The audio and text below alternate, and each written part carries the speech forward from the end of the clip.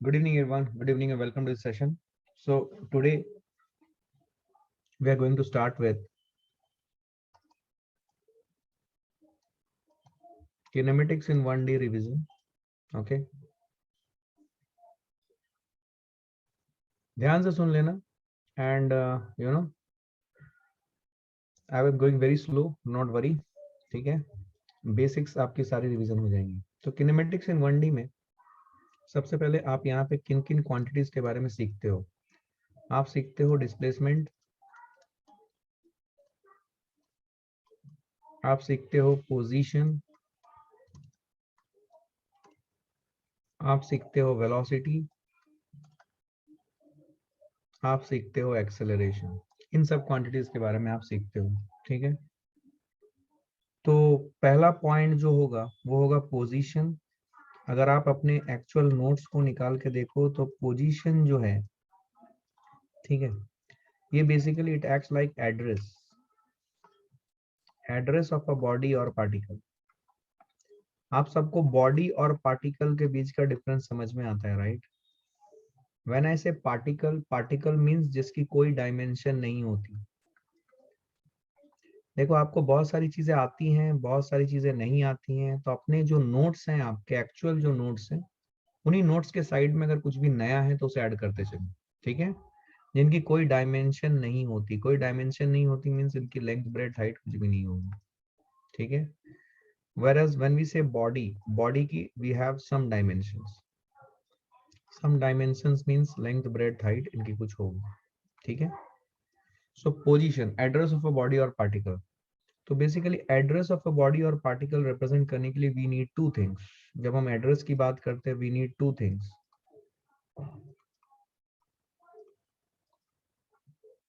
We need distance from a reference point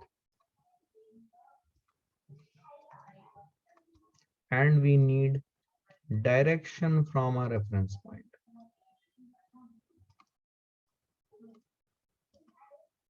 Direction from a reference point. And when I say this reference point, तो ये reference point कहां से decide होता है? ये reference point decide होता है एक्सेस सिस्टम से या कोऑर्डिनेट सिस्टम से. कोऑर्डिनेट सिस्टम मतलब हमारा X Y Z coordinate system. ठीक है, तो X Y Z coordinate system means हम कभी भी किसी भी चीज का, किसी भी ऑब्जेक्ट का, बॉडी का, पार्टिकल का अगर पोजीशन बताना चाहें तो सबसे पहले हमें क्या चाहिए? हमें एक कोऑर्डिनेट सिस्टम चाहिए जहां से हम मेजर करेंगे कितनी, वहां से उस कोऑर्डिनेट सिस्टम में ओरिजिन से कितनी दूरी पे है, किस डायरेक्शन में है. तो ये दो चीजें अगर हमें पता चलती है तब हम पोजीशन के बारे में बता सकते हैं. ठीक है, तो पोजीशन जनरली अगर आप ध्यान दोगे, position generally is represented by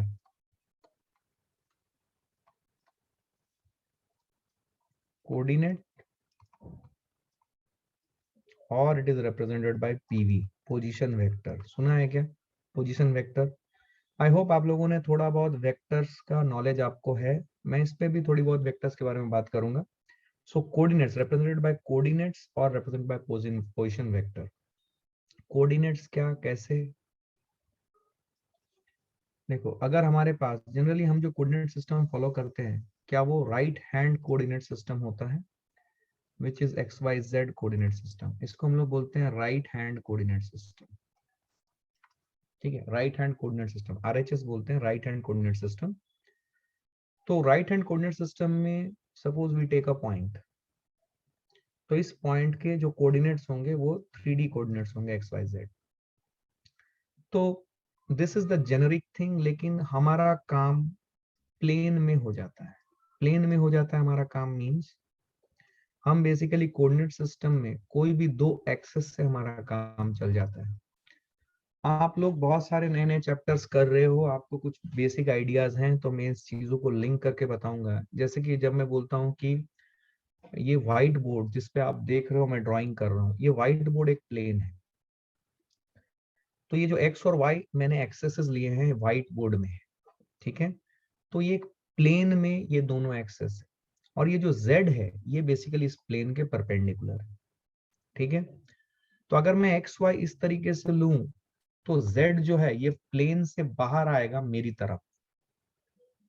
that is what is the right hand coordinate system. x से y की तरफ आप अपना राइट हैंड के पाम को x से y की तरफ घुमाइए, तो आपका जो फिंगर है देखो वो आपकी तरफ आ रहा है। That is what is the direction of z axis, right.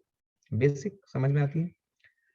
तो 3D में भी रिप्रेजेंट हो सकता है कोऑर्डिनेट्स, या 2D में भी रिप्रेजेंट हो सकता है कोऑर्डिनेट्स। तो जनरली ये 3D की रिक्वायरमेंट हमें बहुत कम होती है। हमारे जितने भी प्रॉब्लम्स आते हैं वो हम 2D कोऑर्डिनेट सिस्टम में ही रिप्रेजेंट करके हमारा आंसर आ जाती है। अब ये 2D कोऑर्डिनेट सिस्टम जो है, याद करो यहाँ पे एक चीज मैं आपको याद दिलाना चाहूंगा, मैंने डिस्कस किया है एज चॉइस ऑफ एक्सेस। इसके ऊपर मैंने आपसे काफी बात की है डिटेल में, आपके नोट्स में भी होगा। याद करो चॉइस ऑफ एक्सेस मैंने आपको सिखाया था। There are two axis systems. In fact अभी आप सर्कुलर मोशन भी कर चुके हो तो आप समझ पाओगे इस चीज को कि जो एक्सेस सिस्टम की चॉइस है वो एक होती है, याद करो, horizontal vertical which is decided by gravity. दूसरी होती है पैरेलल परपेंडिकुलर, समझ में आ रहा है आपको, which is decided by surface. और तीसरी होती है, याद करो अभी आप सर्कुलर मोशन भी कर चुके हो, तो रेडियल टेंजेंशियल, ये axis system. Are you able to connect these things? Are you able to understand? Are you able to appreciate this thing what I'm saying? Choice of axis system एक बहुत बड़ी चीज होती है, इससे बहुत बड़े बड़े प्रॉब्लम सॉल्व होते हैं अगर आप सही तरीके से एक्सेस सिस्टम का चॉइस कर लो तो। ठीक है, इसके बारे में हम लोग डिटेल में और बाकी के रिवीजन कॉन्सेप्ट्स के ऊपर देखेंगे, but this is an important concept that you need to understand. तो जैसा कि मैं अभी बोल रहा था कि कोई भी एक पॉइंट मैंने रिप्रेजेंट किया है 3D में या 2D में, तो उस पॉइंट को इधर जो पोजीशन वेक्टर पोजीशन होती है उसको हम एक पॉइंट से रिप्रेजेंट कर सकते हैं 3D या 2D में, या फिर उसे एक पोजीशन वेक्टर से रिप्रेजेंट कर सकते हैं।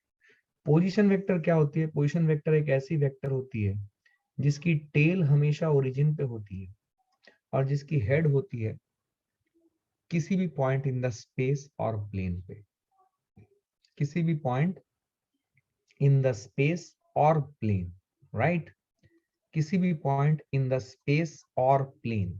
ठीक है, तो स्पेस पे, स्पेस जब मैं बोलता हूं तो I am talking about 3D coordinate system, और प्लेन जब मैं बोलता हूं I am talking about 2D coordinate system. I hope you are understanding.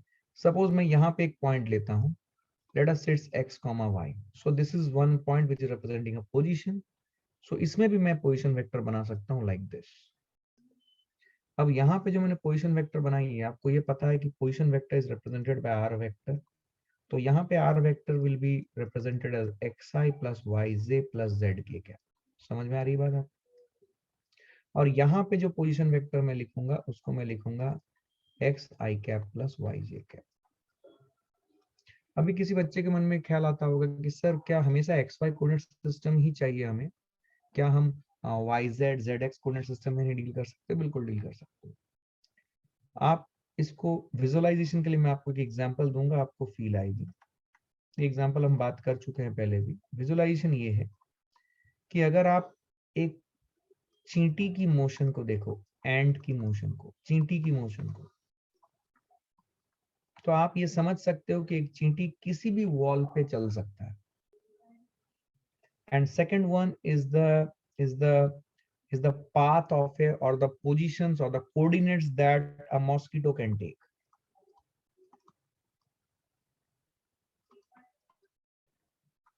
तो इन दोनों को अगर आप विजुअलाइज करोगे तो आपको पता चलेगा कि कौन 3D कोऑर्डिनेट सिस्टम यूज कर रहा है और कौन 2D कोऑर्डिनेट सिस्टम यूज कर रहा है। ठीक है, सो ये जो डिस्कशन था, डिस्कशन सिर्फ आपको पोजीशन समझाने के लिए था। तो पोजीशन के लिए हमें क्या क्या चाहिए मैंने आपको एक्सप्लेन किया था। एड्रेस ऑफ अ बॉडी और पार्टिकल, हमें एक कोऑर्डिनेट सिस्टम चाहिए, हमें उस कोऑर्डिनेट सिस्टम के ओरिजिन से डिस्टेंस चाहिए, और किस डायरेक्शन में वो डिस्टेंस है वो चाहिए, तब हम पोजीशन को यूनिकली डिफाइन कर सकते हैं।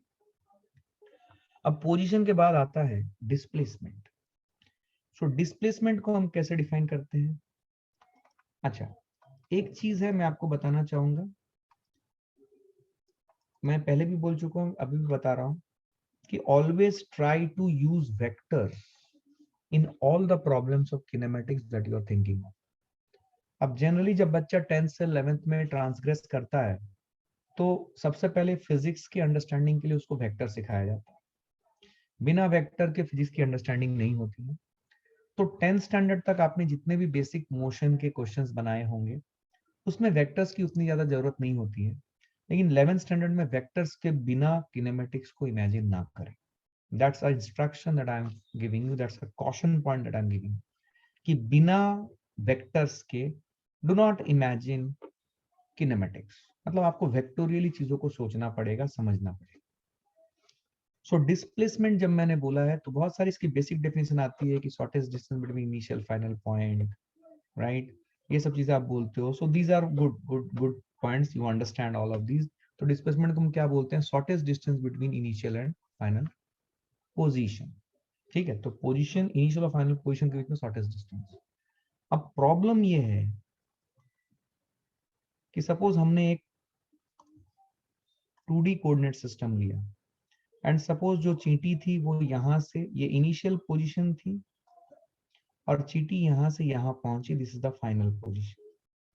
बट चींटी कोई भी आर्बिट पाथ ले सकती है। सपोज चींटी ने ऐसा पाथ लिया, यस वी अंडरस्टैंड, चींटी ने ऐसा पाथ लिया। तो अगर चींटी ने ऐसा पाथ लिया तो आप समझोगे कि ये इसकी इनिशियल पोजीशन वेक्टर थी।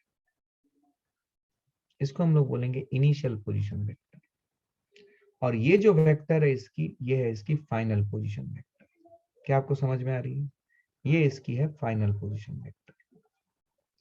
तो अगर आप थोड़ा सा ध्यान दो तो आपको समझ में आएगा, ये इनिशियल और फाइनल पोजीशन को जोड़ने वाली जो वेक्टर है ये इसकी डिस्प्लेसमेंट वेक्टर है। इस डिस्प्लेसमेंट वेक्टर को ध्यान से देखो। अगर आप डिस्प्लेसमेंट वेक्टर को ध्यान दोगे, इसके ऊपर अगर ध्यान से देखोगे तो आपको समझ में आएगा। Guys, are you understanding? All of you are in sync and all of you are listening now? Nobody is sleeping in front of the system, right? सब लोग मेरी बातें सुन रहे हो? This is the last chance for you to redeem yourself. ठीक है, आपको सफिशिएंट हेल्प प्रोवाइड किया जा रहा है, तो प्लीज ध्यान से सुने और समझने की कोशिश करें। ठीक है, अभी भी पीछे साइड वहां पे जाके बैठ के सोते रहोगे तो कुछ नहीं होने वाला। सो ध्यान से अगर आप इसे देखोगे तो ये जो डिस्प्लेसमेंट वेक्टर का जो हेड है, किसी भी वेक्टर का एक हेड होता है और एक टेल होता है। तो डिस्प्लेसमेंट वेक्टर का जो हेड है वो देखो, वो कहाँ पे प्रेजेंट है? वो फाइनल पोजीशन पे प्रेजेंट है, दिख रहा है आपको? और डिस्प्लेसमेंट वेक्टर का जो टेल है वो देखो इनिशियल पोजीशन में प्रेजेंट है, दिख रहा है आपको? Good, I hope you have understood this, right? तो जो डिस्प्लेसमेंट वेक्टर है उसकी जो टेल है वो कहाँ पे होगी? ये टेल है, देखो वो कहाँ पे है? इनिशियल पोजीशन पे, और जो हेड है वो फाइनल पोजीशन पे। अब मैं यहाँ पे कुछ लिख रहा हूँ, आप बताओ आपको ये समझ में आता है कि? ये जो आप यहाँ पे ट्रायंगल देख रहे हो, ये ट्रायंगल बेसिकली एक वेक्टर ट्रायंगल है, दिख रहा है आपको?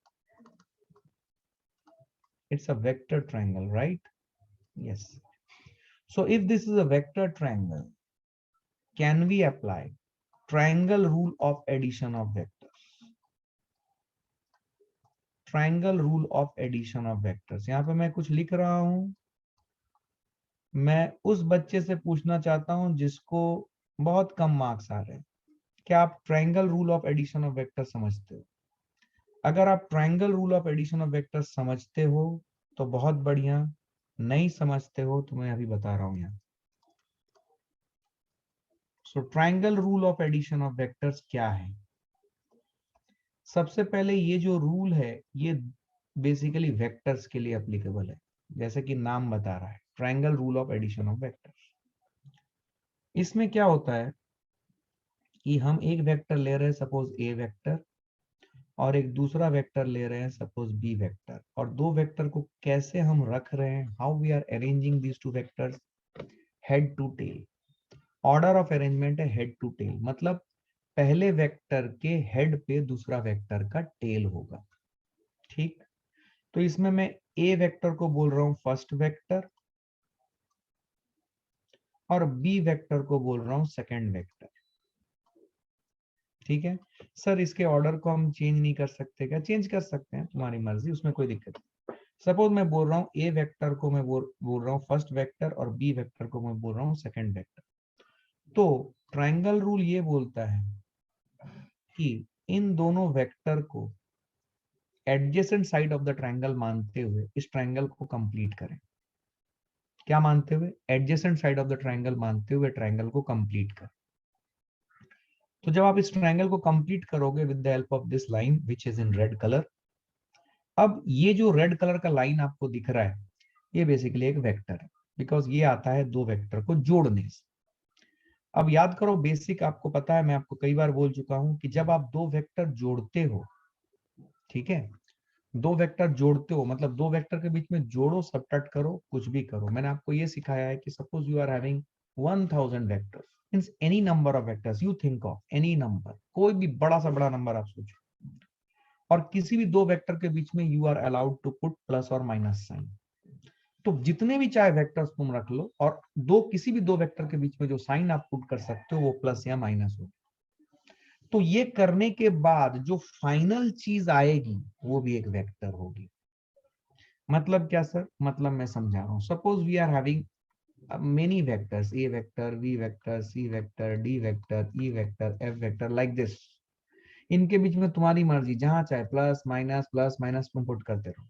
तो ये सब होने के बाद, सब तामझाम कर लिया, ये सब होने के बाद जो रिजल्ट आएगा, जिसे हम लोग एक नया वर्ड से जानते हैं इन vector, this is called as resultant. ये क्या आएगा? ये एक वेक्टर ही आएगा। ये कॉन्सेप्ट है, क्या बात समझ आई है? ये कॉन्सेप्ट है कि हम बहुत सारे वेक्टर्स लेंगे और किसी भी दो वेक्टर के बीच में हम हेड या टेल डालेंगे, तो जो हमें मिलेगा वो क्या मिलेगा? हमें एक वेक्टर ही मिलने वाला है। अब ये जो रेड कलर वाला फिर मैंने जो बनाया है, तो फिर ये एक वेक्टर है, क्योंकि ये दो वेक्टर को जोड़ने पर बना है। ठीक, तो अगर ये एक वेक्टर है तो अब सवाल है कि ये वेक्टर अगर है तो इसका एक हेड होगा और एक टेल होगा, क्योंकि कोई भी वेक्टर को हम कैसे रिप्रेजेंट करते हैं? With the help of a head and a tail. तो अगर ये एक वेक्टर है तो इसका एक हेड होगा और एक टेल होगा। कहाँ होगा? ये जो रेड कलर वाली लाइन है, ये अगर किसी एक एंड पे देखो, ये एक हेड से मिल रही है, दिख रहा है? बी वेक्टर का हेड के साथ ये रेड कलर मिल रहा है। तो जहां पे ये हेड से मिल रहा है वहां पे हेड होगा, और जहां पे ये टेल से मिल रहा है वहां पे टेल होगा। क्या मेरी बात समझ में आई? और ये जो वेक्टर है इसको मैं क्या लिखूंगा? A vector plus B vector. इसको हम लोग बोल सकते हैं as resultant of A and vector and B vector as well. इसको ये भी बोला जा सकता है। क्या मेरी बात समझ में आई है? क्या क्लियर है ये? पक्का? 100%? I hope you understood. ठीक है, so triangle rule of addition of vectors, अगर हम ये वाली रूल अप्लाई करें इस ट्राइंगल में, जो डिस्प्लेसमेंट वाली मैंने ट्राइंगल दिखाई है ऊपर वाली, दिख रहा है आपको? स्पॉटलाइट से दिखा रहा हूँ इस ट्राइंगल पे। ठीक है, तो अगर आप ये कॉन्सेप्ट यहाँ पे अप्लाई करो तो आपको दिखेगा, you will write something like this.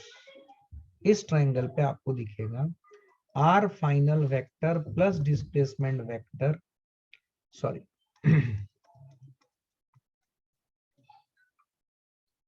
Are initial vector plus displacement vector is equal to R final vector. क्या आपको ये होता हुआ दिख रहा है everyone? I need a response.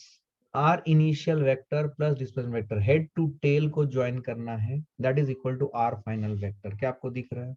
यहां से आपको मिलेगा displacement vector is equal to R final vector minus R initial vector. Generally ये किताबों में लिखी रहती है, लेकिन इसकी फील, इसका हार्ट एंड सोल ये है, ये आपको समझना पड़ेगा। तो ये समझ जाने से आपको आपकी लाइफ काफी आसान हो जाएगी, आपको सब कुछ समझ में आएगी। तो डिस्प्लेसमेंट को आप हमेशा वेक्टोरियली समझने की कोशिश करें, रादर देन जस्ट जस्ट बोला कि डिस्प्लेसमेंट इस तरफ है। वेक्टोरियली समझने की कोशिश करें। तो डिस्प्लेसमेंट को अगर आप वेक्टोरियली समझोगे और वेक्टर्स का यूज करोगे किनेमेटिक्स में, तो आपके लिए लाइफ आसान होगी, क्योंकि मोशन इन 1D के बाद मोशन इन 2D होती है, जहां पे इसकी सबसे ज्यादा जरूरत पड़ती है। I hope you understood this. So displacement इस तरीके से। अब इसके ऊपर वैरायटी ऑफ क्वेश्चंस बनती है, राइट। ये कॉन्सेप्ट है डिस्प्लेसमेंट का, वैरायटी ऑफ क्वेश्चन बनती है इस पे। अब देखो डिस्प्लेसमेंट वेक्टर, यहाँ पे मैंने एक कॉन्सेप्ट सिखाया था, अगर आपको याद हो। कॉन्सेप्ट ये है, displacement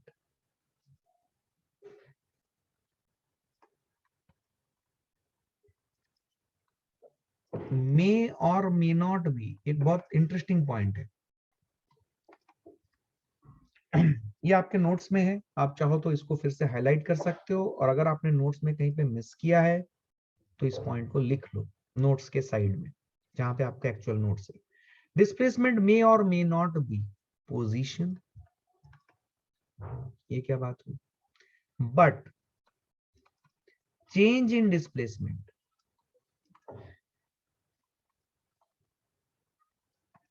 is always equal to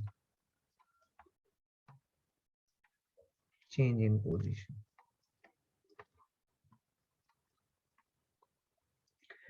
देखो डिस्प्लेसमेंट मे और मे नॉट बी पोजीशन मतलब क्या बोलना चाहते हो सर आप? मैं बता रहा हूं आपको मैं क्या बोलना चाहता हूं। देखो सपोज मैंने अपना कोऑर्डिनेट सिस्टम लिया यहाँ पे,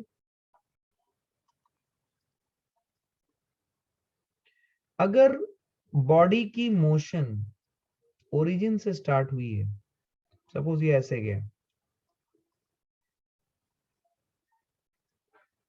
बॉडी की मोशन ओरिजिन से स्टार्ट हुई और वो यहां से यहां पहुंचा, सपोज 2,3 कोऑर्डिनेट्स पे।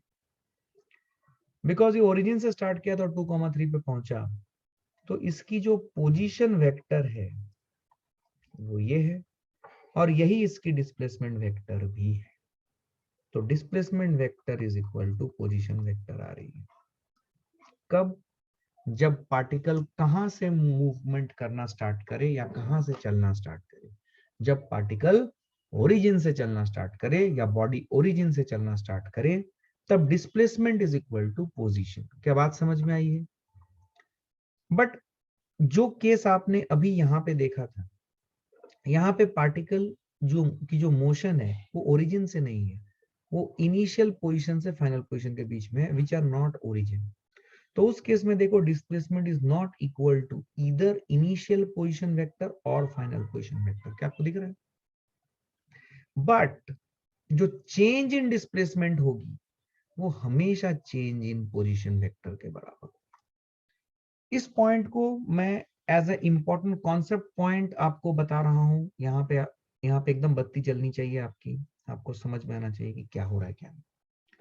अब ये कैसे होता है इसका प्रूफ मैंने क्लास में करवाया, वो मैं अभी यहाँ पे नहीं करा, बट इसका यूटिलिटी ये है, इसका एग्जाम्पल दिखाया आपको कि क्या बोलना चाहता हूँ, जो आपको आई होप आपने समझा है। बट इसकी यूटिलिटी क्या है? इसकी यूटिलिटी ये है कि जब डीएस लिखोगे आप, चेंज इन डिस्प्लेसमेंट, इसको आप डीआर से रिप्लेस कर सकते हो। ये बहुत बड़ी चीज है, छोटी सी बात है लेकिन बच्चे को समझ नहीं आता है। अगर आप ये रूल बेस्ड समझ लो इसको कि ऐसा होता है, मान लो आपको समझ नहीं आया, जो इसका प्रूफ दिया गया वो आपको समझ नहीं आया, कोई दिक्कत नहीं है। आप सिर्फ ये याद रख लो कि जो चेंज इन डिस्प्लेसमेंट होगी वो हमेशा चेंज इन पोजीशन होगी, but displacement may not be equal to position. Displacement position के बराबर तभी होगा जब पार्टिकल कहां से मूवमेंट करना स्टार्ट करेगा या कहां से मूव करना स्टार्ट करेगा। जब पार्टिकल ओरिजिन से मूव करना स्टार्ट करेगा, then it is what we are having, right? Clear है ये? जब पार्टिकल ओरिजिन से मूव करेगा तब डिस्प्लेसमेंट इक्वल टू पोजीशन होगा, बट अगर पार्टिकल ओरिजिन से स्टार्ट नहीं कर रहा है तो displacement is neither equal to initial position vector nor equal to final position vector. Refer this diagram, I hope you are understanding. ध्यान से देखो, डिस्प्लेसमेंट वेक्टर देखो, इसको initial position vector final position vector कोई लेना देना नहीं है, ये सब अलग अलग है। I hope you are understanding, right? दूसरी बात है बच्चों, याद रखना कि ये फिजिक्स है, ऐसा मतलब ऐसा लिख लिया, आपको अप्लाई करने की टेंडेंसी डेवलप करनी है, ठीक है ना? क्वेश्चंस बनाने पड़ेंगे, इनके ऊपर सोचना पड़ेगा। छोटे छोटे वर्किंग ग्रुप्स बनाइए अपने, आपके जो भी क्लोज फ्रेंड्स हैं उनके साथ ये सब कॉन्सेप्ट डिस्कस कीजिए, बहुत सारी चीजें निकल के आती हैं, ठीक है? ये सिर्फ ऐसे पढ़ देने से नहीं होगा, आपको ये सोचना पड़ेगा, समझना पड़ेगा, अप्लाई करना पड़ेगा, ठीक है? Okay fine, so we understood this. तो इसका यूज क्या है, इसका यूज मैं आपको बताऊंगा, आप समझ सकते हो अभी, बिकॉज ये रिविजन है तो मैं आपको एक चीज बता सकता हूँ। याद है जब आपने वेलोसिटी वेक्टर लिखा था तो वेलोसिटी वेक्टर को हम लिखते थे एज इंस्टेंटेनियस वेलोसिटी से हम लोग बोलते थे, इसे हम लोग लिखते थे ds बाई dt, या फिर इसको इक्वल टू करके dr बाई dt भी लिख देते थे, याद है। अब मैक्सिमम बच्चों को इसकी क्लैरिटी नहीं होती थी कि ये बेटा ये है, ये इसके बराबर कैसे हुआ। अगर मैं आपको पहले ही बता दूं कि ये रूल है मान, तो क्या आपके लिए अब ये डाइजेस्ट करना बहुत आसान हो गया कि change in displacement is equal to change in position, ये हमेशा हो। बट डिस्प्लेसमेंट पोजीशन के बराबर हो ये जरूरी नहीं है, बट चेंज इन डिस्प्लेसमेंट हमेशा चेंज इन पोजीशन के बराबर होगा। क्या क्लियर है everyone? I hope you are understanding. Clear है? गुड। चलो, so we understood what is the concept of displacement. अब डिस्प्लेसमेंट के ऊपर वैरायटी ऑफ क्वेश्चंस बनाए जा सकते हैं। आपका कॉन्सेप्ट ये है कि ये इनिशियल और फाइनल पोजीशन को ज्वाइन करने वाला शॉर्टेस्ट डिस्टेंस। अब डिस्प्लेसमेंट हमेशा डिस्टेंस, डिस्प्लेसमेंट जो है वो डिस्टेंस के बराबर होगा क्या। अब यहाँ पे भी एक छोटा सा कॉन्सेप्ट, अगर आप अपने नोट्स को देखोगे तो आपको फील होगा, मैंने आपको पढ़ाया है something called as distance travelled and distance, ये दोनों चीजों के बीच में डिफरेंस समझाया मैंने आपको। Distance travelled is the actual path taken by a body while it is moving from one point to other. So distance traveled is actual path, right? इसको हम लोग बोलते हैं distance traveled. It is the actual path taken by a body while moving from one point to other. One point मतलब इसको आप position बोल सकते हो, टू बी मोर क्लियर।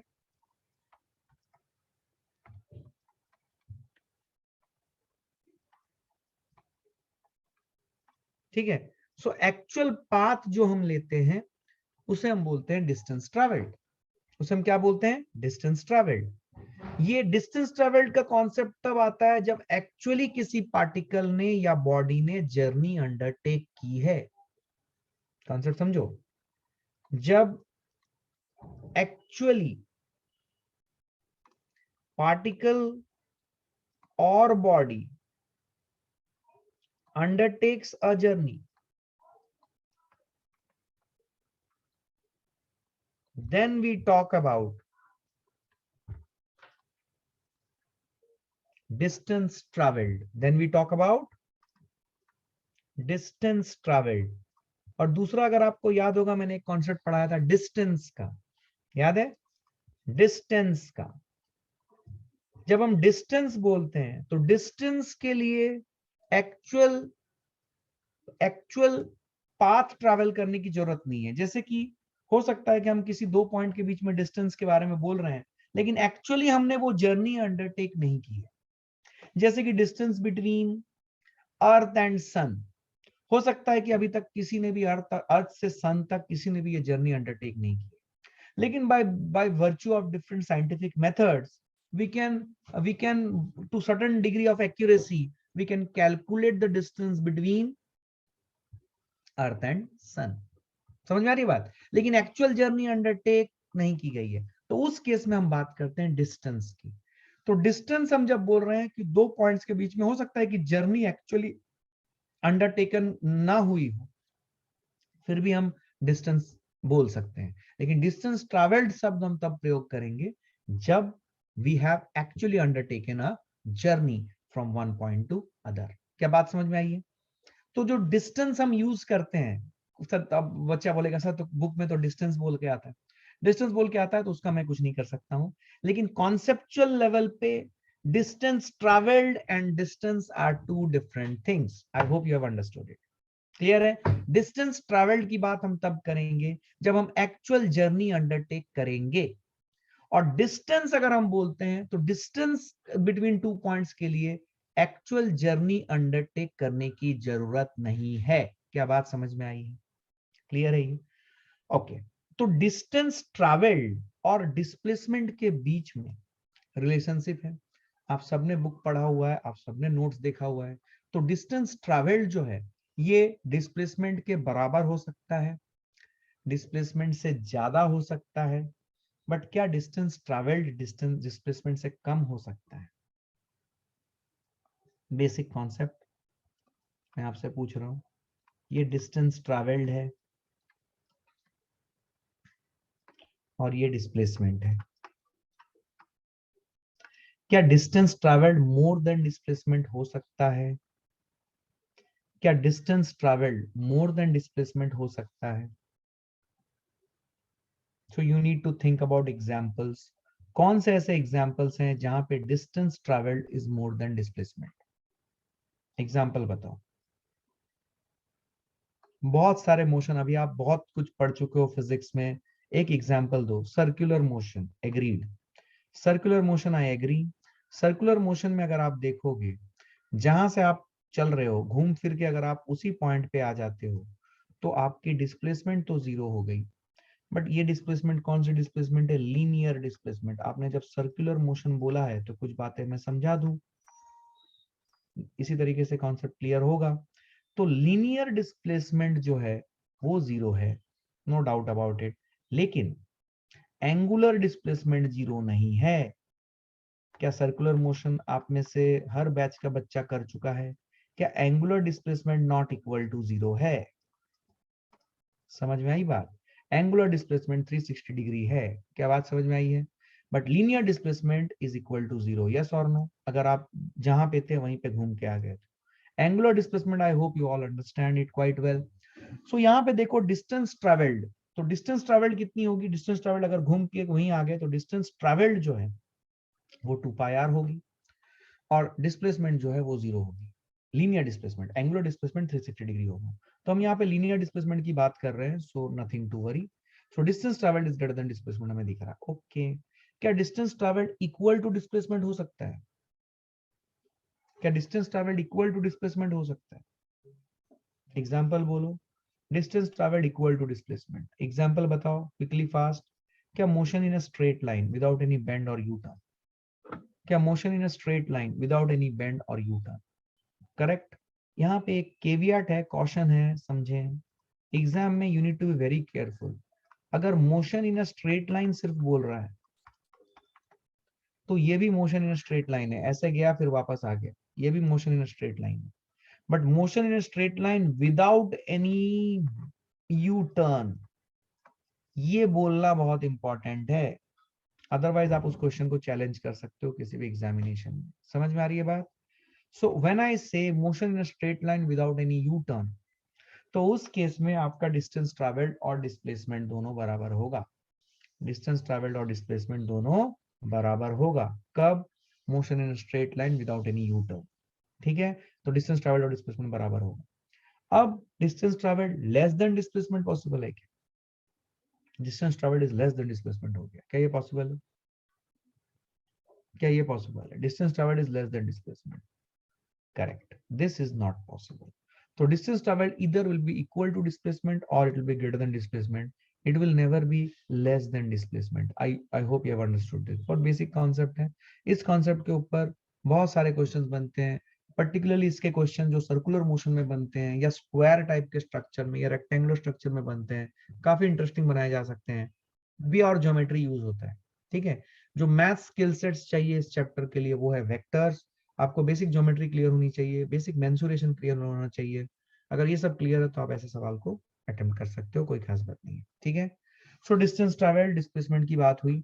इसके बाद हम बात करते हैं वेलोसिटी की। याद है आपको वेलोसिटी पढ़ा था हमने? तो वेलोसिटी जो है इसको हम कैसे डिफाइन करते हैं? It is rate of change of displacement. Rate of change of displacement, याद है आपको? Rate of change of displacement, इसको बोलते हैं वेलोसिटी।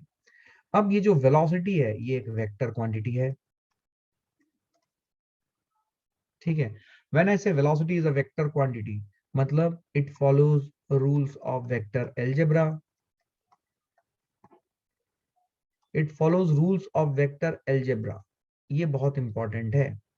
मतलब ये वेक्टोरियली ऐड होता है, सब्ट्रैक्ट होता है, मल्टीप्लाई होता है वेक्टोरियली। ठीक है, ये simple rules of addition subtraction इस पे एप्लीकेबल नहीं होता है। It follows rules of vector algebra, that is why it's a vector quantity. तो वेक्टर क्वांटिटी में यहाँ पे एक इंपॉर्टेंट पॉइंट है जो कि कॉन्सेप्चुअली आप देखो आपके नोट्स में है या नहीं। क्या किसी भी क्वांटिटी का मैग्नीट्यूड और डायरेक्शन होना, is it a sufficient indicator that it's a vector quantity? Correct. देखो मैं जो बोल रहा हूँ उसको समझो। किसी भी क्वांटिटी का मैग्नीट्यूड एंड डायरेक्शन होना क्या is a sufficient indicator that it's a vector quantity? Okay okay, I am getting responses. The answer is no.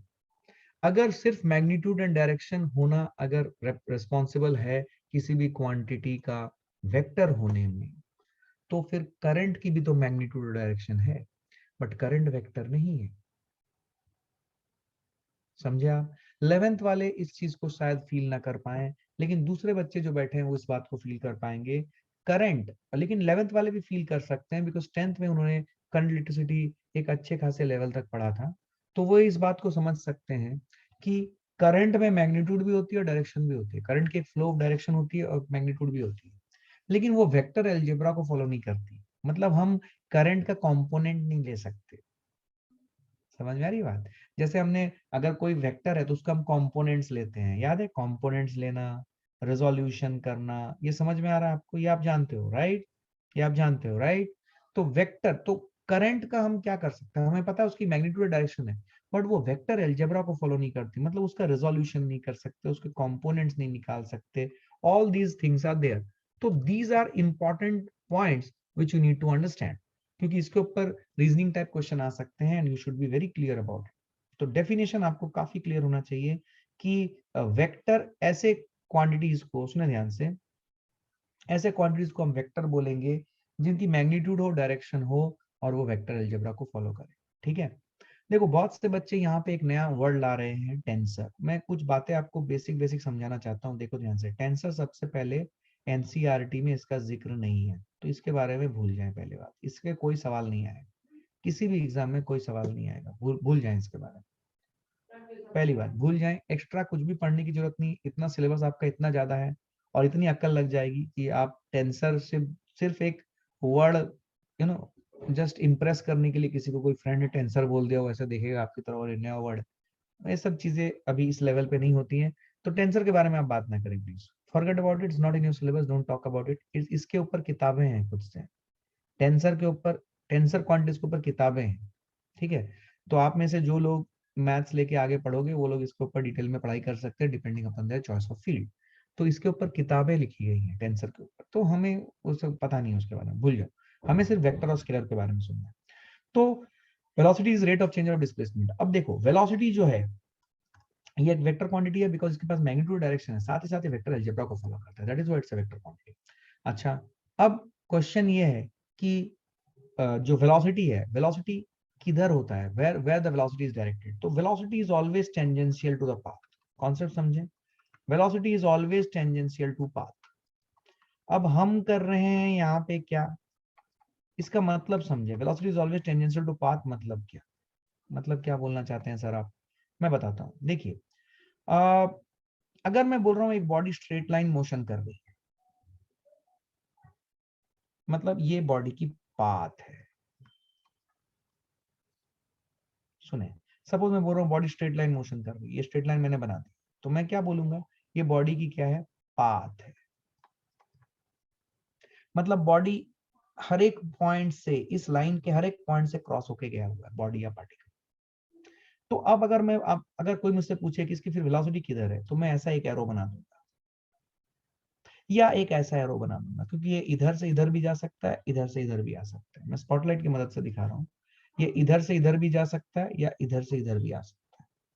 तो अगर मेरे पास पाथ पता है मुझे, सुने ध्यान से, अगर मुझे पाथ पता है और मुझसे कोई पूछ ले वेलोसिटी किधर है, तो मैं क्या करूंगा, उस पाथ के ऊपर ऐसा एक लाइन खींच दूंगा। स्ट्रेट लाइन में कोई दिक्कत नहीं, ऐसा लाइन खींच दो, आपका काम हो जाएगा। लेकिन मान लो कोई बॉडी कर्व में चल रही है और मुझसे पूछा गया इसका, ये तो कर्व में चल रही है, तो ये जो मैंने बनाया है ये है बॉडी का पाथ, और ये पाथ क्या है, ये स्ट्रेट लाइन नहीं, ये कर्वी लीनियर पाथ, ये कर्व पाथ है। तो अगर यहाँ पे मुझसे कोई पूछे कि वेलोसिटी बताओ, तो मैं कैसे बताऊं? तो यहाँ पे वेलोसिटी बताने का तरीका ये है कि आप कोई भी एक पॉइंट लो इस कर्व पे, और उस पॉइंट पे आप इस कर्व पे एक टेंजेंट खींच दो। क्या खींचो? टेंजेंट। टेंजेंट सुना है? सुना है टेंजेंट, सर्कल पढ़ा है, टेंजेंट पढ़ा है। 10th स्टैंडर्ड में, you know everybody knows tangent, right? तो एक पॉइंट लो, उस पॉइंट पे एक टेंजेंट खींच दो। तो जब आप इस टेंजेंट को खींचोगे तो इस लाइन के, इस टेंजेंट के अलोंग आपकी वेलोसिटी डायरेक्टेड होगी उस पॉइंट पे।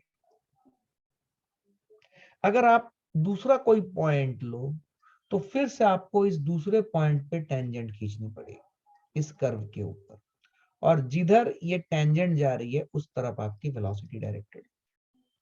अब स्ट्रेट लाइन में क्या होती है कि स्ट्रेट लाइन में आप अलग अलग पॉइंट पे अगर टेंजेंट खींचोगे तो कोई दिक्कत नहीं है, टेंजेंट स्ट्रेट लाइन के साथ कोइंसिडेंट हो जाती है। समझ में आ रहा? कोइंसिडेंट, ये वर्ड सुना होगा आपने स्टैंडर्ड 10th में, राइट? कोइंसाइडिंग, कनकरेंट, सुना होगा ये सब वर्ड, ठीक है? तो स्ट्रेट लाइन में क्या होती है कि आप किसी भी पॉइंट पे अगर टेंजेंट खींचोगे वो उस स्ट्रेट लाइन के साथ कोइंसाइड कर जाती है, लेकिन कर्व में ऐसा नहीं होता, ठीक है?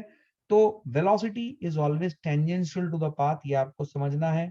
स्ट्रेट लाइन में ये जो टेंजेंट है ये कोइंसिडेंट हो जाती है स्ट्रेट लाइन के साथ, लेकिन कर्व में ये कोइंसिडेंट नहीं होती है। अलग अलग पॉइंट पे अलग अलग टेंजेंट आप खींच सकते हो, जिधर टेंजेंट जा रही है उसी डायरेक्शन में आपकी वेलोसिटी डायरेक्टेड होगी।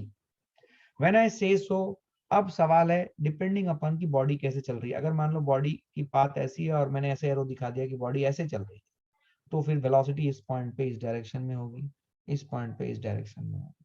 क्या बात समझ में आई है? क्लियर है ये? So this is what you need to understand about velocity. अब बेसिक कॉन्सेप्ट, वेलोसिटी को rate of change of displacement बोला है, तो this term rate of change of displacement, इसको थोड़ा सा समझते हैं। देखो ये है rate of change of displacement.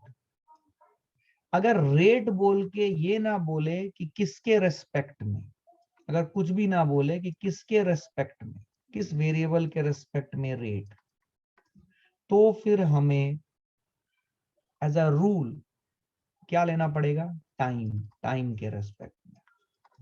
अगर कुछ ना बोला रहे तो, समझ में आया? कुछ ना बोला रहे तो टाइम के रेस्पेक्ट में। क्या बात समझ में आई है? तो rate of change of displacement अगर मैं बोल रहा हूं तो रेट मतलब किसके रेस्पेक्ट में? Change of displacement. ये change of displacement is basically आपको सिखाया गया, इट इज डेल्टा एस और delta R. Change is represented by delta, याद है?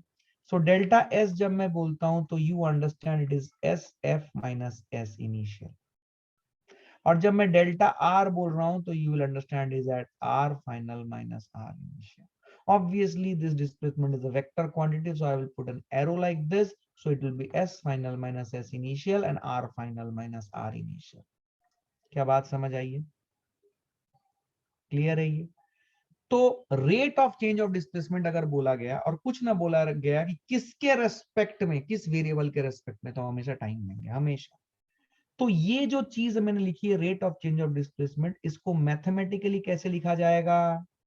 इसको मैथमेटिकली लिखा जाएगा ऐसे, D S by D T और del S by del T. अगर मैं ds बाई डी टी लिखता हूं, इसको हम लोग बोलेंगे इंस्टंटेनियस वेलोसिटी। सुना है क्या?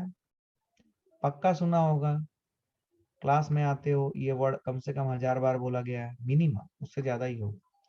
तो इंस्टंटेनियस वेलोसिटी। और del S by delta T क्या होता है? इसको हम लोग बोलते हैं एवरेज वेलोसिटी। समझे?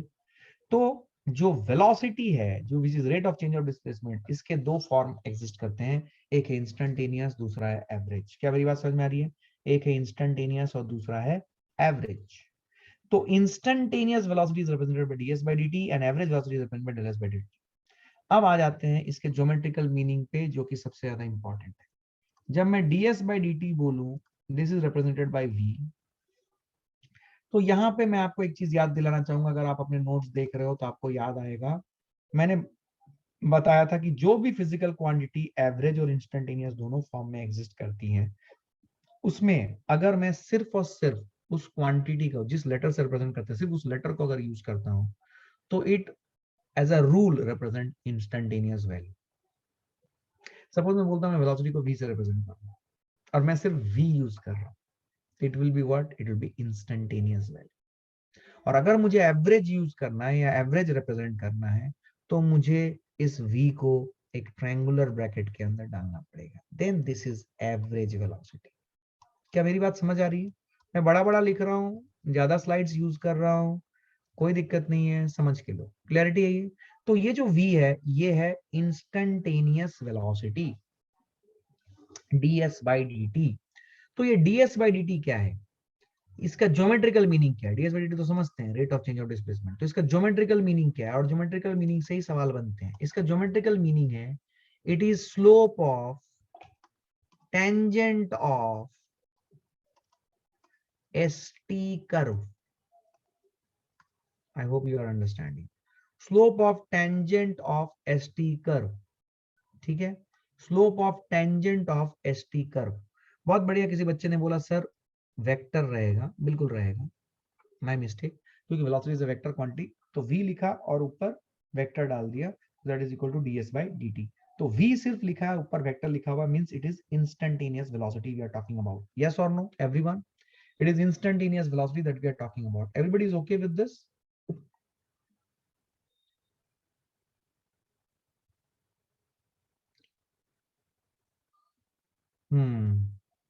ठीक, okay okay okay, got it, कोई इशू नहीं है।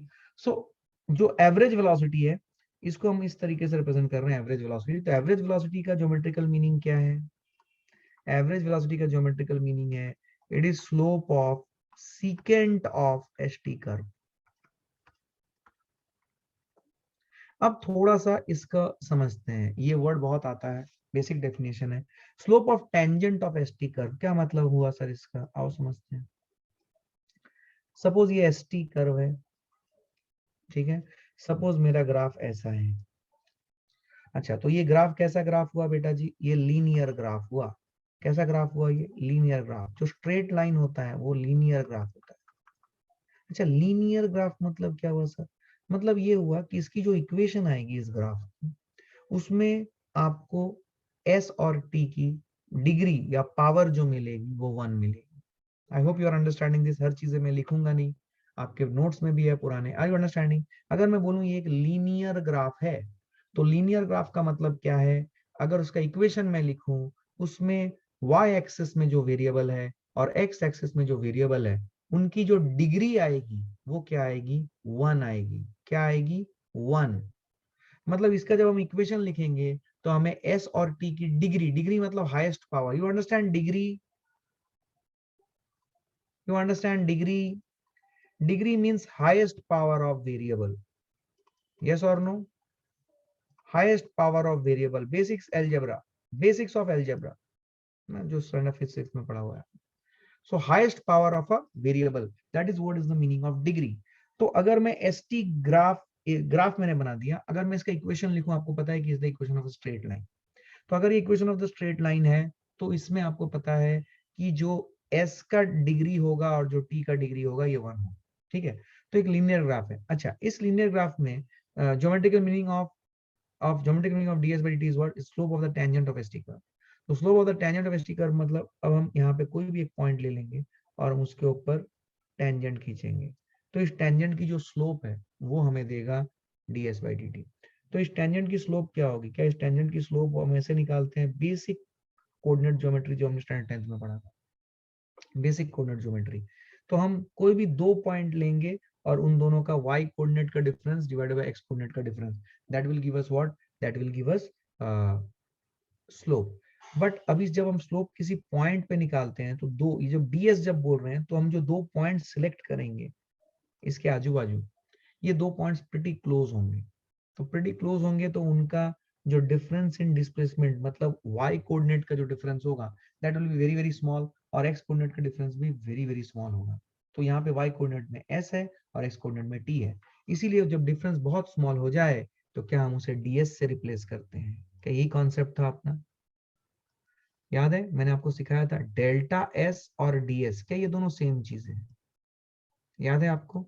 Delta S and D S, conceptually ये दोनों सेम चीजें हैं, बट डेल्टा एस क्या होता है कि जो डिफरेंस होता है थोड़ा बड़ा होता है, और जो डी एस होता है ये डिफरेंस काफी छोटा होता है।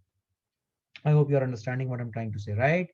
तो ये है आपका average velocity, sorry instantaneous velocity. तो ये तो एक स्ट्रेट लाइन था। क्या हमारे पास हमेशा स्ट्रेट लाइन ही मिलेगा? नहीं, हमेशा स्ट्रेट लाइन नहीं मिलेगा। In fact most of the time आपको कर्व ही मिलेगा। सपोज हमारे पास ऐसा एक कर्व आ गया। अब इस कर्व में अगर हम देखें तो किसी भी पॉइंट पे अगर हम स्लोप निकालना चाहें तो हमें एक टेंजेंट खींचना पड़ेगा उस पॉइंट। किसी भी पॉइंट पे अगर हम निकालना चाहें तो हमें टेंजेंट खींचना पड़ेगा और उस टेंजेंट का स्लोप निकालना पड़ेगा।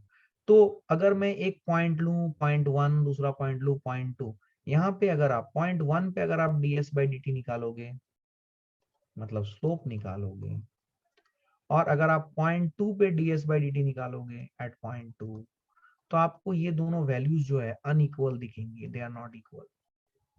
लेकिन अगर स्ट्रेट लाइन है तो आप किसी भी पॉइंट पे ds/dt निकालो, क्या आपको सेम मिलेगा?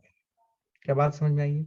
बहुत छोटी सी बात, समझदार वाली बात है। यस, एवरीवन अंडरस्टैंडिंग है, कोई इशू नहीं है। अच्छा, अब एवरेज वेलोसिटी जो होता है, ये होता है instantaneous velocity. This is the geometrical meaning of instantaneous velocity. Geometrical meaning मतलब इसको ग्राफिकली कैसे समझेंगे? देखो, जब भी ज्योमेट्रिकल शब्द आ रहा है मतलब ग्राफिकल, ग्राफ में इसको कैसे समझना है, कैसे निकालना है, ठीक है? और इसके ऊपर क्वेश्चंस बनते हैं। तो इसका मतलब होता है slope of the tangent of ST curve, that is what will give you velocity.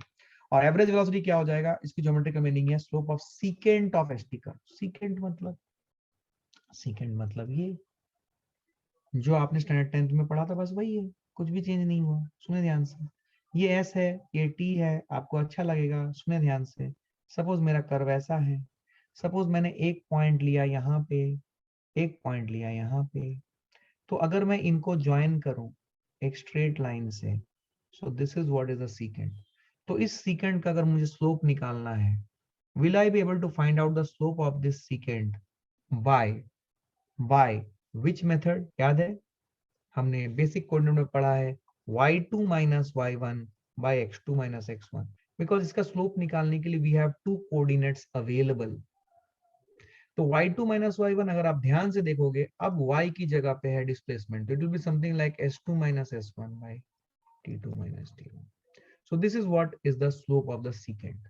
तो ये जब s2 माइनस s1 कर रहे हैं, इसको हम लोग लिखते हैं डेल्टा s, बिकॉज ये डिफरेंस स्मॉल नहीं है। जो ds हम बोल रहे थे बहुत स्मॉल होना, ये डिफरेंस स्मॉल नहीं, उतना स्मॉल नहीं होता है, तो इसको डेल्टा s से रिप्रेजेंट करते हैं। और ये t2 माइनस t1 जो है, इसको डेल्टा t से रिप्रेजेंट करते हैं। क्या बात समझ में आई है एवरीवन? अब इसमें कुछ कुछ बातें, जैसे कि अगर मैं आपसे बोलूं कि suppose we are having instantaneous velocity, इसको मैंने लिखा ds/dt। तो ds/dt लिखूंगा तो ये ds क्या है? ये ds एक वेक्टर क्वांटिटी है, डिवाइड बाय dt करूंगा which is scalar. So instantaneous velocity जो है, ये वेक्टर क्वांटिटी निकल के आती है। किसी वेक्टर को एक स्केलर से डिवाइड करेंगे तो हमें वेक्टर ही मिलता है, तो ये एक वेक्टर क्वांटिटी। ठीक। अच्छा, अगर मैं एवरेज वेलोसिटी की बात करूं, एवरेज वेलोसिटी क्या है? Average velocity delta S by delta T. तो delta S by delta T करूंगा तो it is like final position vector, final displacement vector minus initial displacement vector upon delta T. अब ध्यान से देखो, क्या ये एक वेक्टर है फाइनल डिस्प्लेसमेंट? क्या ये एक वेक्टर है इनिशियल डिस्प्लेसमेंट? अब दो वेक्टर का सब्ट्रैक्शन करेंगे तो हमें न्यूमरेटर में वेक्टर मिलने वाला है और डिनोमिनेटर में डेल्टा टी है। तो एक scalar multiplied by 1 by delta T is a scalar multiplied by vector, so it will give me a vector. तो एवरेज वेलोसिटी भी क्या क्वांटिटी है? Vector quantity. तो इंस्टेंटेनियस वेलोसिटी भी वेक्टर है, एवरेज वेलोसिटी भी वेक्टर है। क्या बात समझ में आई? Are you all understanding what I am trying to say? तो हमने कुछ कुछ इंपॉर्टेंट बातें समझी वेलोसिटी के बारे में। क्या समझी? वेलोसिटी की बेसिक डेफिनेशन समझी, वेलोसिटी की ज्योमेट्रिकल मीनिंग समझी, rate of change of displacement basic definition है, रेट शब्द का प्रयोग हुआ और कुछ नहीं बोला गया किस वेरिएबल के रिस्पेक्ट में, तो हमेशा टाइम लेना है। हमने एक बात और समझी कि इसकी इंस्टेंटेनियस वेलोसिटी और एवरेज वेलोसिटी दो फॉर्म होती है, एक वेक्टर क्वांटिटी है, और सबसे इंपॉर्टेंट बात, velocity is always tangential to the path. हमेशा velocity tangential to the path होगी, वेलोसिटी की और कोई डायरेक्शन नहीं हो सकती। क्या बात समझ में आई है? वेलोसिटी हमेशा टेंजेंशियल टू द पाथ होगी, ठीक है? अच्छा, यहाँ पे एक और चीज जो कि हमारे लिए काफी इंपॉर्टेंट हो जाती है from problem solving point of view. Problem solving point of view में से आपको एक चीज समझनी है, जो कि आपको रियली एकदम अच्छे से समझना है प्रॉब्लम सॉल्विंग के लिए। वो ये है कि किसी भी वक्त कोई बॉडी किधर जाती है, ये कौन डिसाइड करता है? मैं इसको इंग्लिश में लिखता हूं, eight any moment in which direction will the body proceed इसको इसको ना, देखो मैं बता रहा हूँ, मैं इसको इतनी बार बोल चुका हूँ कि आई होप कि जो बच्चा सोता है क्लास में उसको भी ये पता है, लेकिन इसको यूज करो। At any moment in which direction will the body proceed is decided by velocity of body. तो कॉन्सेप्ट ये है कि जिधर वेलोसिटी वेक्टर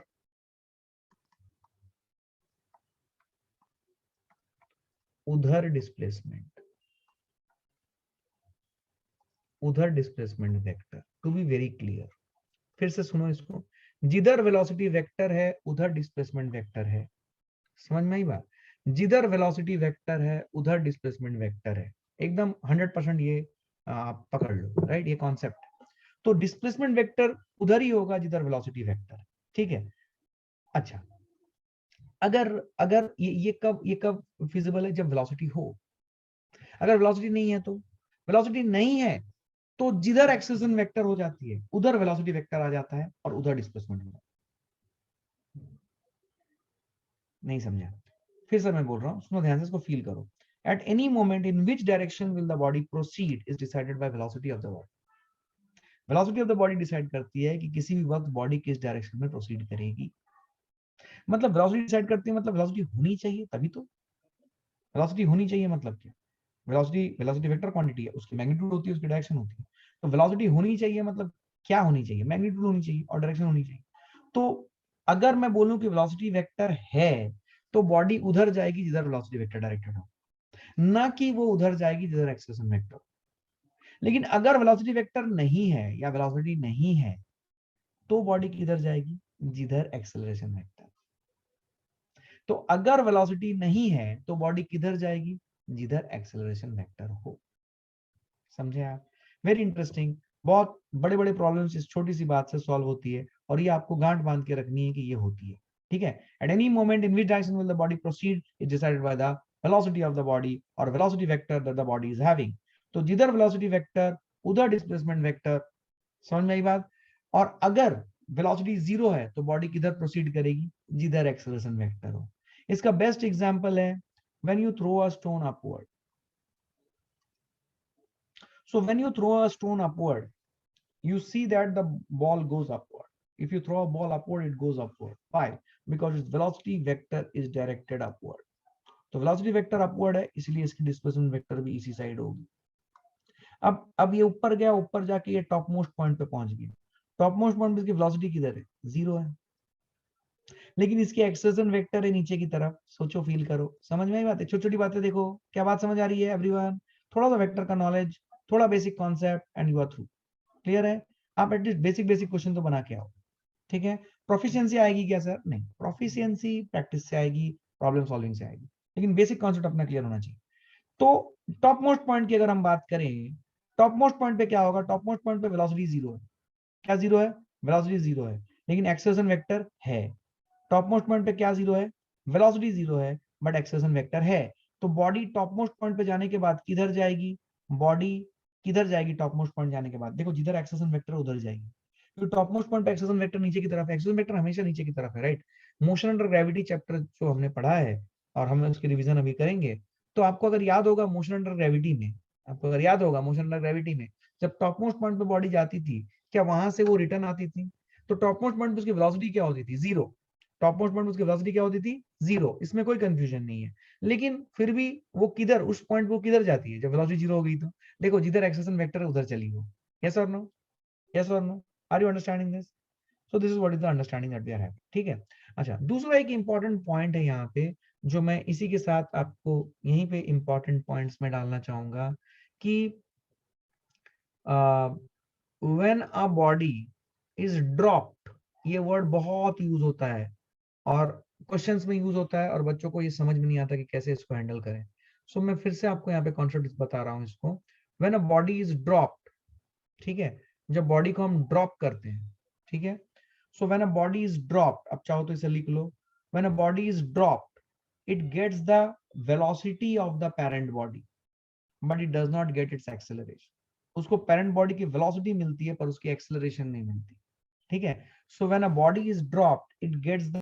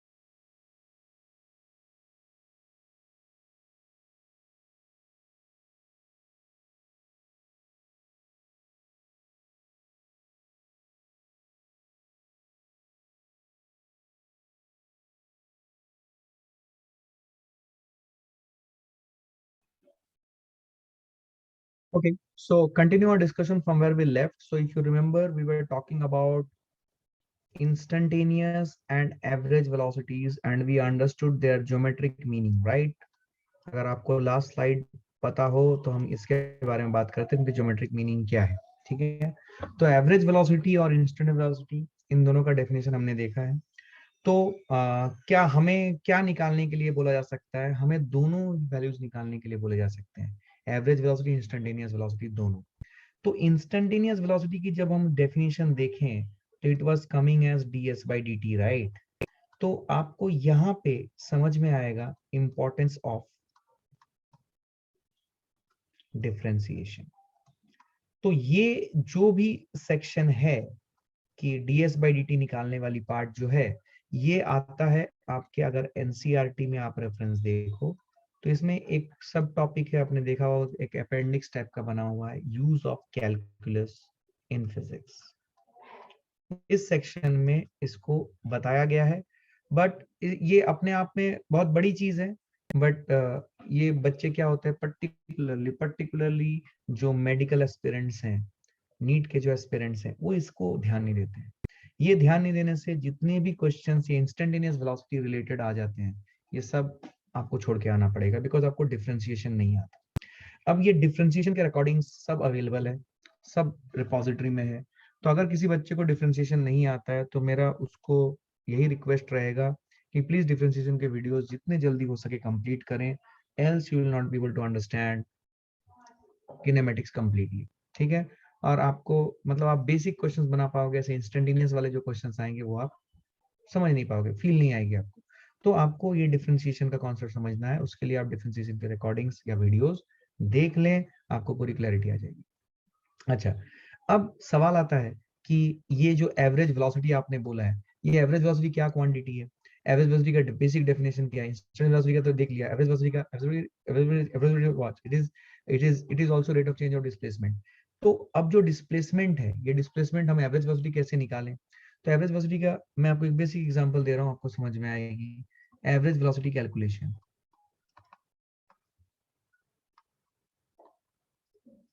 तो एवरेज वेलोसिटी की कैलकुलेशन क्या होगी? एवरेज वेलोसिटी की कैलकुलेशन होगी, आपको टोटल डिस्प्लेसमेंट निकालना पड़ेगा upon total time, total time for the displacement, ठीक है? अब इसमें वैरायटी ऑफ क्वेश्चन बन सकते हैं, मैं कुछ एग्जांपल्स आपके लिए ले रहा हूँ। देखिए, फॉर एग्जांपल अगर मैं बोलूं मैं एक स्ट्रेट लाइन में जा रहा हूं, मैं पॉइंट ए से पॉइंट बी में जा रहा हूँ, ठीक है? तो पॉइंट ए से पॉइंट बी जा रहा हूँ, सपोज मैंने 50 मीटर चला, and suppose I took time of 10 seconds. तो मेरी एवरेज वेलोसिटी क्या हो जाएगी? बेसिक फॉर्मूला लगाएंगे, total displacement upon total time. Total displacement कितना हुआ? 50 मीटर, टोटल टाइम कितना लगा? 10 सेकेंड। तो क्या मेरा आंसर आया? 5 मीटर पर second. This is what is my average velocity. अब समझने वाली बात यह है कि एवरेज वेलोसिटी कैसी क्वांटिटी है, अभी हमने थोड़ी देर पहले पढ़ा था, क्या एक वेक्टर क्वांटिटी है। अब बच्चे को ये समझ में आना चाहिए कि अगर ये एवरेज वेलोसिटी एक वेक्टर क्वांटिटी है, तो ये तो वेक्टर फॉर्म में नहीं हुआ। हम फिर ये क्या रिप्रेजेंट कर रहे हैं? जो 5 मीटर पर सेकंड हमने बोला, ये हमने मैग्नीट्यूड ऑफ एवरेज वेलोसिटी की बात की।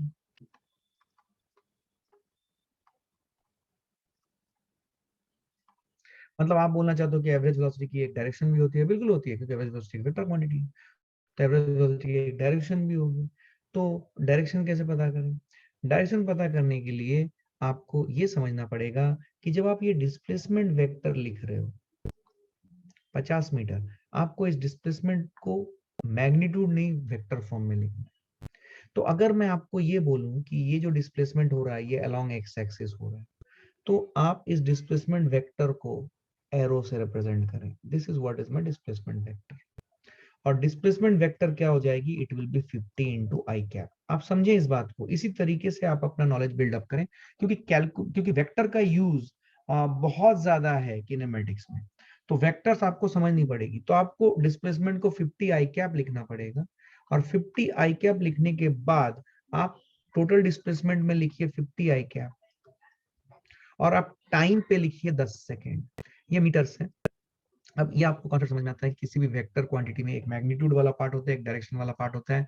मैग्नीट्यूड वाला पार्ट में एक नंबर होता है और एक यूनिट होता है, और डायरेक्शन वाला पार्ट में यूनिट वेक्टर होता है। तो 50 metre I cap by 10 second अगर मैं करूंगा कि 5 मीटर पर सेकंड आई कैप आ जाएगा। क्या मेरी बात समझ में आई है?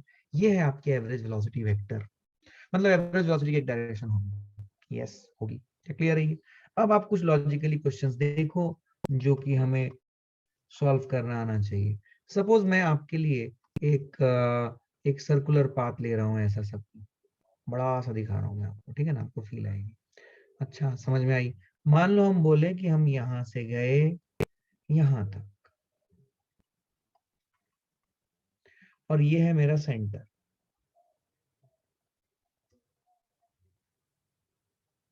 ठीक है? ये है मेरा सेंटर। ओके, समझ आया सर, बहुत बढ़िया। तो ये देखो,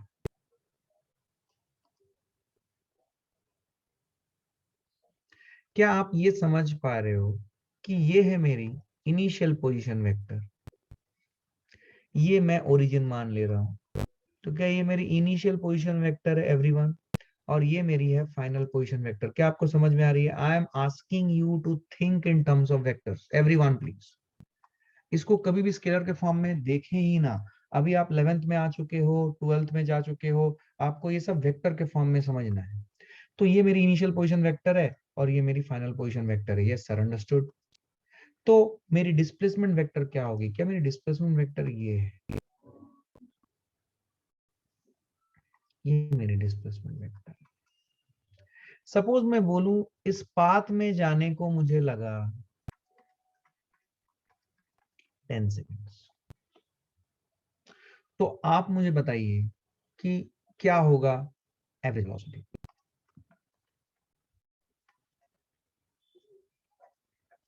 तो एवरेज वेलोसिटी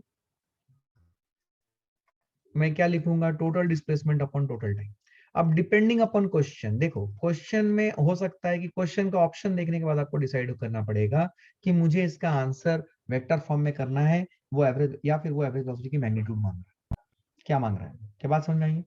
तो अगर वो अगर वो मतलब डिस्प्लेसमेंट वेक्टर फॉर्म में है, तो आपको समझ जाना है कि मुझे टोटल डिस्प्लेसमेंट वेक्टर फॉर्म में लिखना है।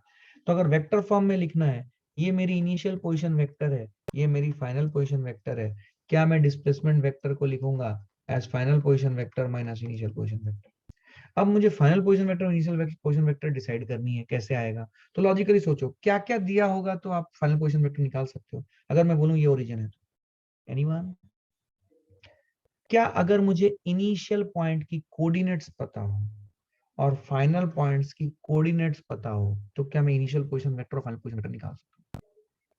क्या इतना एक्सपेक्टेशन हो सकता है एग्जामिनर का आपसे कि आप 10th स्टैंडर्ड पास हो, तो इतना बेसिक तो आपको आना चाहिए। यस और नो? तो अगर मैं इनिशियल और फाइनल पोजीशंस के कोऑर्डिनेट्स दे दूं आपको, क्या आप फाइनल पोजीशन वेक्टर और इनिशियल पोजीशन वेक्टर लिख सकते हो? क्या उससे आप इस डिस्प्लेसमेंट वेक्टर की मैग्नीट्यूड और डायरेक्शन दोनों लिख सकते हो? क्या मेरी बात समझ में आई? तो अगर ये कोऑर्डिनेट्स दिया हुआ हो तो आपका बात बन गया। समझ में आई बात? You have got it, then there is nothing to worry.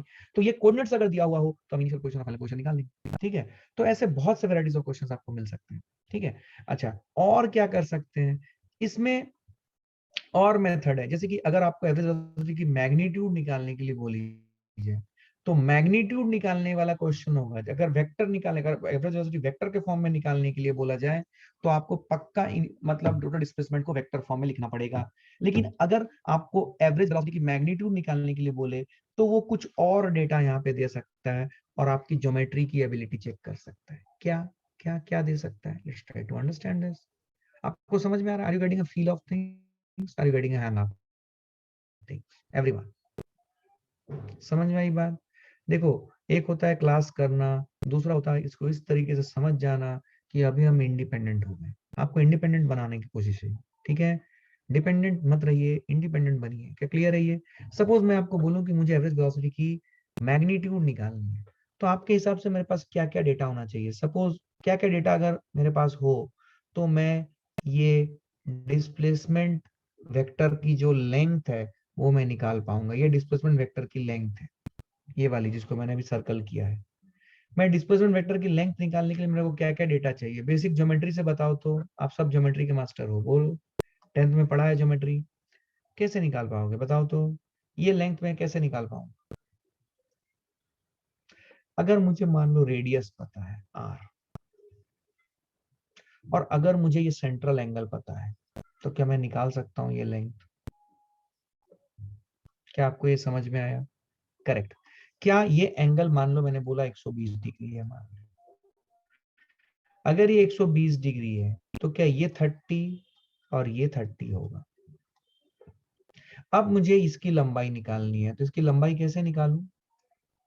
क्या मुझे ये सेंटर से, बेसिक ज्योमेट्री, क्या मैं एक परपेंडिकुलर खींचूंगा इस लाइन के ऊपर?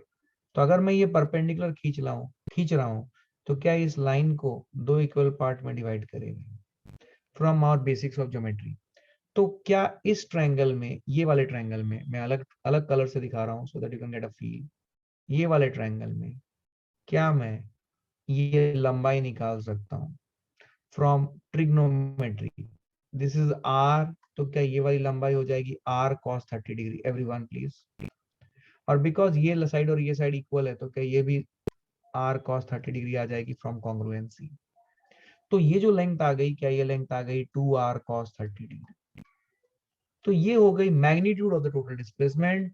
तो मैग्नीट्यूड ऑफ टोटल डिस्प्लेसमेंट किया, टाइम मान लो 10 सेकंड दिया है, तो 2r cos 30 डिग्री आर की वैल्यू प्रोवाइडेड रहेगी, डिवाइड बाय 10 सेकंड कर देंगे तो हमें मैग्नीट्यूड ऑफ एवरेज वेलोसिटी मिलेगी। तो मतलब आपको ये एबिलिटी होनी चाहिए कि आपको डिसाइड करना है depending upon the options provided, कि आपको एवरेज वेलोसिटी की सिर्फ मैग्नीट्यूड चाहिए या एवरेज वेलोसिटी की डायरेक्शन और मैग्नीट्यूड दोनों चाहिए। Depending upon that you will decide your strategy as to how to solve it.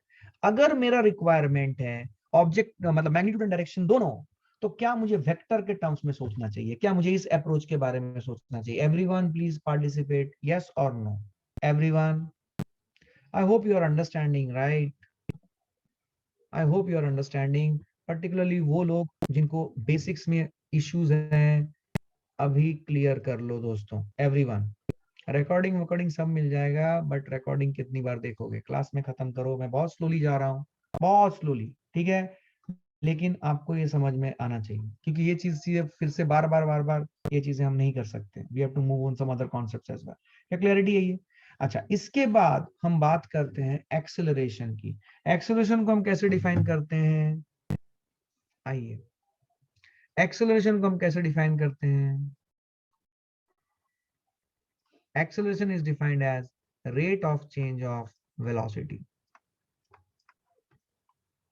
ये होता है एक्सेलरेशन, ये तो डेफिनेशन है rate of change of velocity.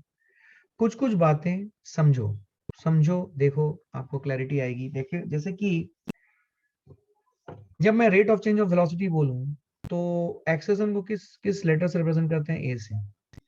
तो एक्सेलरेशन भी दो टाइप्स में एग्जिस्ट करती है, एक है इंस्टेंटेनियस एक्सेलरेशन और दूसरा है एवरेज एक्सेलरेशन। तो इंस्टेंटेनियस एक्सेलरेशन जो है, ओके, इंस्टेंटेनियस एक्सेलरेशन जो है इसको हम लोग बोलते हैं डीवी बाई डी टी, और जो एवरेज एक्सेलरेशन है इसको हम लोग बोलते हैं delta V by delta T. समझ में आई बात? Instantaneous acceleration and average acceleration कैसे निकालेंगे? इंस्टेंटेनियस एक्सेलरेशन जो है वो है डीवी बाई डी टी, और एवरेज एक्सेलरेशन है delta V by delta T. Again D V by D T का मतलब आपको समझ में आता है स्लोप ऑफ द टेंजेंट, और delta V by delta is slope of the secant. Basic logic. अब फिर से आप लॉजिकली सोचो, ये जो एक्सेलरेशन वेक्टर है इसको डीवी बाई डी टी लिखा है, डेल्टा वी बाई डेल्टा लिखा, तो क्या ये भी वेक्टर क्वांटिटी है? क्या आपको ये फील आ गई? और ये भी वेक्टर क्वांटिटी है, दोनों वेक्टर है। मतलब एवरेज एक्सेलरेशन भी वेक्टर है और इंस्टेंटेनियस एक्सेलरेशन भी वेक्टर है, ठीक है? तो इंस्टेंटेनियस एक्सेलरेशन निकालने के लिए डीवी बाई डी जैसे मैंने बोल दिया, आपको समझ में आ जाना चाहिए कि मुझे डिफरेंशिएशन आनी चाहिए, तभी मैं डीवी बाई डी निकाल पाऊंगा। क्या बात समझ में आई है? अब मेरा एक्सपेक्टेशन है कि बच्चे को डिफरेंशिएशन आनी चाहिए। तो जो मेरे बेसिक मैथ्स टूल किट किए हैं उनको इशू नहीं होना चाहिए इसमें। अगर किसी को डिफरेंशिएशन नहीं आता है तो वो एवरेज वाले क्वेश्चंस कर सकता है, लेकिन इंस्टेंटेनियस वाले क्वेश्चन नहीं कर पाएगा। अब आता क्या है, अगर जेई जैसे एग्जाम देखा जाए तो एवरेज इंस्टेंटेनियस कुछ भी आ सकता है, नीट में भी एवरेज इंस्टेंस कुछ भी आ सकता है। एनसीईआरटी इज साइलेंट कि नीट को डिफरेंशिएशन नहीं करना है, गलत बात है, क्योंकि ये एनसीईआरटी का रिक्वायरमेंट है, तो you need to do it, कोई और उसमें दो राय नहीं है, you have to learn differentiation. ठीक है, लेक्चर्स ऑलरेडी हैं, उन्हें देखिए। ठीक है, तो अब ये जो कॉन्सेप्ट है, अभी सुनो ध्यान से। अभी होता क्या है, एक्सेलरेशन में बहुत सारी मिसकंसेप्शंस बच्चों के मन में रहती है, क्योंकि यहाँ पे एक और टर्म आ जाता है, रिटार्डेशन, और यहीं से कंफ्यूजन होना शुरू हो जाता है। तो सबसे पहले बात समझे कि एक्सेलरेशन एक वेक्टर क्वांटिटी हम इंस्टेंटेनियस ले या एवरेज ले, तो एक्सेलरेशन की एक मैग्नीट्यूड होगी, एक डायरेक्शन होगी। तो अगर मैं बोलूं मेरी एक्सेलरेशन है -2 मीटर पर सेकेंड स्क्वायर, तो क्या मैं इसे पॉजिटिव एक्सेलरेशन बोलूंगा या रिटार्डेशन बोलूंगा? तो ये समझने के लिए सबसे पहले समझे कि पॉजिटिव एक्सेलरेशन का मतलब क्या होता है। पॉजिटिव एक्सेलरेशन वो एक्सेलरेशन है जो स्पीड बढ़ाता है, जो स्पीड बढ़ाता है, और रिटार्डेशन वो एक्सेलरेशन है जो स्पीड कम करता है। क्या मेरी बात समझ में आ रही है everyone? Are you understanding what I am trying to say? Positive acceleration वो एक्सेलरेशन है जो स्पीड बढ़ाता है, और रिटार्डेशन वो एक्सेलरेशन है जो स्पीड कम करता है। तो अगर मैं आपको बताता हूं कि मेरी एक्सेलरेशन -2 मीटर पर सेकेंड स्क्वायर है, क्या ये पॉजिटिव एक्सेलरेशन है या रिटार्डेशन है? This is the last discussion that we are having for the day. ठीक है, तो अगर मैं -2 मीटर पर सेकेंड स्क्वायर एक्सेलरेशन ले रहा हूं, क्या ये पॉजिटिव एक्सेलरेशन है या रिटार्डेशन है? इसका जवाब क्या होगा? कॉन्सेप्ट क्लियर नहीं है आप लोगों का, आपके आंसर से पता चल रहा है। -2 मीटर पर सेकेंड स्क्वायर, सिर्फ ये देख के हम कुछ भी नहीं बोल सकेंगे कि ये पॉजिटिव एक्सेलरेशन है या रिटार्डेशन। हम तब इसके बारे में बता सकेंगे जब हमें इनिशियल वेलोसिटी की डायरेक्शन पता हो। अगर इनिशियल वेलोसिटी की डायरेक्शन या मोशन की डायरेक्शन एक्सेलरेशन के अपोजिट है, तो वो रिटार्डेशन कहलाएगी। और अगर इनिशियल वेलोसिटी की डायरेक्शन एक्सेलरेशन के डायरेक्शन में है, तो वो पॉजिटिव एक्सेलरेशन कहलाएगी।